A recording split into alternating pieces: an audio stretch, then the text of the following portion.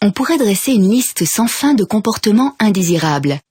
La loi distingue 3 formes: le harcèlement sexuel, la violence, le harcèlement moral. Le harcèlement sexuel. On appelle harcèlement sexuel toute forme de comportement verbal, non-verbal ou corporel de nature sexuelle dont celui qui s'en rend coupable sait ou devrait savoir qu'il affecte la dignité d'homme et de femme sur les lieux de travail. On appelle violence au travail chaque situation de fait où un travailleur est persécuté, menacé ou agressé psychiquement ou physiquement lors de l'exécution de ce contrat de travail. En général, il est assez facile de faire un constat objectif concernant la violence. Il suffit d'ailleurs d'un fait unique pour qu'il soit question de violence. Ce n'est pas le cas pour le harcèlement moral.